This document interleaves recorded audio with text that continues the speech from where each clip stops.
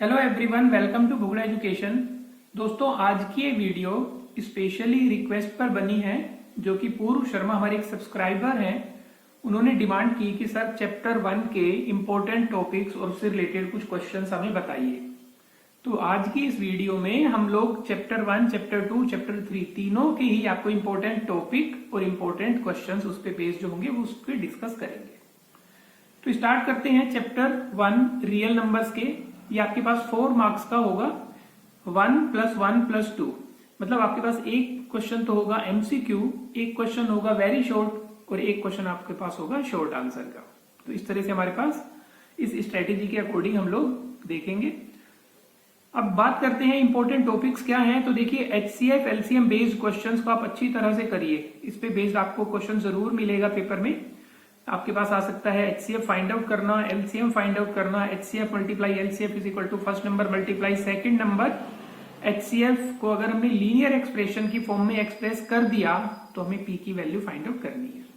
या फिर कुछ वर्ड प्रॉब्लम बेस्ड क्वेश्चन जो है एचसीएफ और एलसीएम के, वो भी हमें करने हैं। फिर इसके बाद बारी आती है प्राइम फैक्टराइजेशन मेथड। किसी भी नंबर का आप प्राइम फैक्टर निकाल सकते हैं। Composite number based question. Composite number क्या होगा कि कोई भी एक ऐसा नंबर जिसके 2 से ज्यादा फैक्टर हो उसे हम बोलेंगे कंपोजिट नंबर।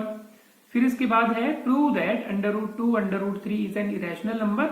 और इसी में हमारे पास एडिशन, सब्ट्रैक्शन या मल्टीप्लाई डिवाइड बेस्ड क्वेश्चन भी आ सकता है। फिर है 4n and 6n can and with digit 0। अब देखते हैं किस तरह के प्रैक्टिस क्वेश्चंस है हमारे पास। Express 140 as a product of its prime factors. Prime factors के प्रोडक्ट में हमको इसको लिखना है 140 को। आप इस तरह से लिख सकते हैं 140। Find the sum of exponents of prime factors in the prime factorisation of 196। 196 के आप प्राइम फैक्टर निकालिए। जो भी प्राइम फैक्टर आए उसमें उनके एक्सपोनेंट को आप प्लस कर दीजिए। जो भी पावर आएंगी उनको हमें प्लस करके बताना है। ये आपके पास क्वेश्चन एमसीक्यू बेस्ड भी आ सकता है और 1 मार्क का भी आ सकता है। Find the HCF of 28, 35 and 91। HCF find out करना है आपको। P गिवन है AB², Q गिवन है A²B। Find the LCM, LCM find out करना है। इस तरह के क्वेश्चन में देखिए A और A दोनों में कॉमन है तो सबसे बड़ी पावर A² और यहाँ पे B² और B में B सबसे बड़ी पावर है 2 तो यहाँ पे B²। तो A² B² इसका एलसीएम हो जाएगा। और इसी में अगर हमें एचसीएफ फाइंड आउट करना होता तो हम छोटी वाली वैल्यू लेते, A और A² में A लेते हैं और B² और B में B लेते। Find the HCF of smallest prime number and the smallest composite number. देखिए, स्मॉलेस्ट प्राइम नंबर तो हमारे पास 2 होगा और स्मॉलेस्ट कंपोजिट नंबर हमारे पास 4 होगा। तो हमें 2 और 4 का एचसीएफ निकालना है जो कि 2 होगा। एचसीएफ हमें गिवन है 13 जो कि 2 नंबर्स का 26 और 169 का है और हमें इन्हीं दोनों नंबर्स का एलसीएम फाइंड आउट करना है। If the HCF of 144 and 180 is expressed in the form of 13m-3 find m। अब इस तरह के क्वेश्चन में कैसे करना, जो हमने आपको यहाँ पे बताया था कि अगर वो HCF is expressed as linear expression तो उसी तरह का ये क्वेश्चन है। अब इसमें आपको क्या करना है, इसमें आपको पहले HCF फाइंड आउट करना है। फिर HCF को आप इसके इक्वल लिख देंगे तो हमारे पास m की वैल्यू आ जाएगी। क्वेश्चन नंबर 8 में explain why 3 × 5 × 7 + 7 is a composite number. ये आपको हमने बताया कि कंपोजिट नंबर बेस्ड क्वेश्चन है। उस तरह से ये क्वेश्चन आ सकता है कि क्यों कंपोजिट नंबर है। आप इसको सोल्व करके बताइए कि इसके 2 से ज्यादा फैक्टर है इसलिए ये कंपोजिट नंबर है। Prove that √3 is an irrational number या फिर prove that 5 + √2 is an irrational number. ये प्लस, माइनस, मल्टीप्लाई, डिवाइड किसी भी तरह के ये क्वेश्चन आ सकते हैं। अब बात करते हैं चैप्टर 2 की। चैप्टर 2 पॉलिनोमियल्स, ये भी 4 मार्क्स का है जिसमें 1 + 1 + 2 मतलब एक एमसीक्यू में मिलेगा, एक वेरी शॉर्ट आंसर और एक शॉर्ट आंसर। इसमें इंपॉर्टेंट टॉपिक की बात करते हैं। इसमें सबसे पहले तो आपको जीरोस फाइंड आउट करना आना चाहिए पॉलिनोमियल का, क्योंकि उस पे बेस्ड क्वेश्चन बनते हैं। Find the zero polynomial and verify the relationship between zeros and it's coefficients. इस तरह का क्वेश्चन 2 नंबर का उम्मीद है कि आ जाए। इफ 1 0 इज गिवन फाइंड के एक्सेट्रा। कभी के पूछेंगे, कभी p होगा, कभी x होगा, कोई भी। तो अगर हमें एक 0 गिवन है, अगर 0 गिवन है तो आप उसी की वैल्यू पुट करके 0 के इक्वल कर दीजिए, क्योंकि 0 का मतलब ही यही हुआ। Find the sum and product of zeros. अगर हमें एक पोलिनोमियल गिवन है तो हमें उसमें सम निकालना है, मतलब अल्फा प्लस बीटा की value minus B upon A, और अल्फा बीटा मतलब सी अपॉन ए निकालना है। Find the polynomial if zeros are given. Polynomial की वैल्यू फाइंड आउट करनी है। अगर हमें जीरोज गिवन है, मतलब हमें अल्फा बीटा गिवन है, तो आप कैसे निकालेंगे? X square minus sum of zeros into X plus product of zeros. इसमें आप वैल्यू पुट कर दीजिए, आपके पास आंसर होगा। Find the polynomial if sum of zeros and product of zeros are given. यहाँ पे आपके पास डायरेक्ट सम और प्रोडक्ट गिवन है, तो आपको वैल्यू फाइंड आउट करनी है, आपको पोलिनोमियल फाइंड आउट करना है।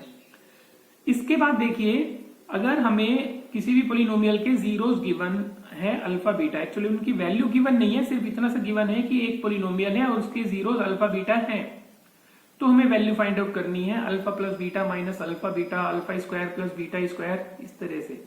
तो यहाँ पे सबसे पहले आप अल्फा प्लस बीटा की वैल्यू निकालेंगे, अल्फा बीटा की वैल्यू निकालेंगे, और यहाँ पे आप वैल्यू में पुट करते जाएंगे इसको सिंप्लीफाई करके। अब इस पे देखिए किस तरह से प्रैक्टिस क्वेश्चंस हैं इसमें।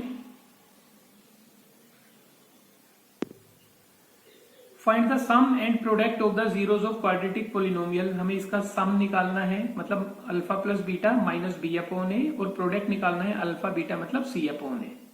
If one zero of the quadratic polynomial is 2, यहाँ पे आप x की जगह 2 पुट करके इसको 0 के इक्वल कर दीजिए, k की वैल्यू आ जाएगी। If the product of zeros of the polynomial is 4, product of zeros का मतलब अल्फा बीटा की वैल्यू हमें 4 गिवन है। अब अल्फा बीटा की जगह आप c अपॉन ए लिख दीजिए, c की जगह आप लिख दीजिए minus 6 upon A is equal to 4, तो यहाँ से 4 की वैल्यू आप इजीली फाइंड आउट कर सकते हैं। If one zero of the polynomial ax square plus 13x minus 7 is reciprocal of the other. इस तरह का क्वेश्चन हमने आपको एक और वीडियो में भी बताया था। तो जब भी आपके पास इस तरह से रेसिप्रोकल का है तो आप उनको प्रोडक्ट कीजिए। पहला जीरोज हमने अल्फा माना, दूसरा हम 1 अपॉन अल्फा मानेंगे, तो दोनों का प्रोडक्ट किया तो c अपॉन ए, तो यहाँ पे अल्फा से अल्फा कट जाएगा, तो 1 इज इक्वल टू c का मतलब माइनस 7 अपॉन ए, क्रॉस मल्टीप्लाई करके आप a की वैल्यू फाइंड आउट कर सकते हैं। Question number 5, find the zeros of quadratic polynomial. Zero find out करने हैं and verify the relationship between the zeros and the coefficients. काफी इंपॉर्टेंट क्वेश्चन है इस तरह के। यहाँ पे पोलिनोमियल चेंज होकर आ सकता है, लेकिन ये क्वेश्चन काफी इंपॉर्टेंट है। इसमें आपको इसके जीरोज फाइंड आउट करने हैं, उसके बाद उनका जो सम है alpha plus beta is equal to minus B upon A actual में और फॉर्मूले के थ्रू इक्वल होना चाहिए, and product of the zeros alpha beta is equal to C upon A actual में और फॉर्मूले के थ्रू इक्वल होना चाहिए। Find a quadratic polynomial whose zeros are. Quadratic polynomial find out करना है, आपको बताया था क्वाड्रेटिक पोलिनोमियल के लिए X square minus sum of zeros into X plus product of zeros. तो यहाँ पे आप इन जीरोज की वैल्यू रख दीजिए अल्फा और बीटा की जगह, आप easily quadratic polynomial find out कर सकते हैं। यहाँ पे क्वाड्रेटिक पोलिनोमियल फाइंड आउट करना है whose sum of zeros and product of zeros. तो यहाँ पे देखिए अल्फा प्लस बीटा की वैल्यू डायरेक्ट यहाँ पे 3/5 है, और अल्फा बीटा जो प्रोडक्ट है उसकी वैल्यू यहाँ पे गिवन है। दोनों में फर्क क्या है इन दोनों क्वेश्चंस में? यहाँ पे हमें अल्फा और बीटा की वैल्यू गिवन है, यहाँ पे हमें अल्फा प्लस बीटा और अल्फा बीटा की वैल्यू गिवन है। इनका सम और प्रोडक्ट गिवन है, जबकि यहाँ पे इंडिविजुअल हमें जीरोज ही गिवन है। If alpha and beta be the zeros of the quadratic polynomial find the values of. हमें इसकी वैल्यू बतानी है, तो इसको आप सबसे पहले तो यहाँ पे अल्फा प्लस बीटा की वैल्यू और अल्फा बीटा की वैल्यू फाइंड आउट करेंगे, और फिर यहाँ पे इसको सिंप्लीफाई करके अल्फा बीटा कॉमन ले लिया, alpha plus beta value put करेंगे तो आपके पास आंसर आ जाएगा। यहाँ पे alpha square plus beta square को आप डायरेक्ट याद रख सकते हैं, इसकी वैल्यू है अल्फा प्लस बीटा का whole square minus 2 alpha beta. अब बात करते हैं chapter 3। Chapter 3 pair of linear equations in 2 variables. ये भी 4 मार्क्स का है, 1 + 1 + 2, पहला एमसीक्यू, फिर वेरी शॉर्ट और फिर आपके पास शॉर्ट। अब इसमें इंपॉर्टेंट टॉपिक्स में जो क्या है वो आप देखिए। सबसे पहले आपको दोनों इक्वेशंस जो उसमें गिवन है उसमें a1/a2, b1/b2, c1/c2 find out करना आना चाहिए, उनका रेशियो क्या है। और फिर उसके रेशियो पे आपको पता होना चाहिए कि कब हम उसमें यूनिक सॉल्यूशन या इंटरसेक्टिंग एट वन पॉइंट कहेंगे, कब हम ये बोलेंगे कि अब ये पैरेलल लाइन है उनका ग्राफ जो है जिसको हम नो सॉल्यूशन कहेंगे, और कब हम बोलेंगे कोइंसिडेंट है मतलब इसके इनफाइनाइटली मैनी सॉल्यूशन है। इस पे बेस्ड बहुत इंपॉर्टेंट टॉपिक है ये, काफी अच्छे क्वेश्चन बनते हैं। इसके अलावा देखिए अगर आपके पास आता है कि कैसे बताएंगे आप कि कंसिस्टेंट है पेयर ऑफ इक्वेशंस या इनकंसिस्टेंट है, तो सिंपल सा तरीका है कि जिसके भी हम सॉल्यूशन फाइंड आउट कर पा रहे हैं, इनफाइनाइट मैनी सॉल्यूशंस या यूनिक सॉल्यूशंस तो बनेगा कंसिस्टेंट, और जिसके भी हम सॉल्यूशन फाइंड आउट नहीं कर पा रहे हैं वो बन गया हमारे पास इनकंसिस्टेंट। इसके बाद है solve for X and Y. X और वाई के लिए सोल्व करना, छोटे छोटे क्वेश्चन होंगे, बहुत ही ज्यादा टिपिकल ऐसा क्वेश्चन नहीं आएगा। फिर उसके बाद है वर्ड प्रॉब्लम बेस्ड क्वेश्चंस, इसकी भी आपको प्रैक्टिस करनी है। देखिए किस तरह के क्वेश्चन है। फॉर विच वैल्यू ऑफ के की किस वैल्यू के लिए द पेयर ऑफ इक्वेशन, दो लाइन के इक्वेशन दिए हुए हैं, has unique solution. Unique solution के केस में हमें a1/a2 not equals to b1/b2 put करना है और k की वैल्यू बतानी है। Find the values of a and b for which the following system of equations, दो इक्वेशन हमें गिवन है, has infinitely many solutions. Infinitely many solutions के लिए a1/a2 equals to b1/b2 equals to c1/c2 method apply करके आप यहां से a और b की वैल्यू फाइंड आउट कर सकते हैं। क्वेश्चन नंबर 3 में है सोल्व करना है हमें इन दोनों इक्वेशंस को। आप किसी भी मेथड से कर सकते हैं, सब्स्टिट्यूशन से, एलिमिनेशन से।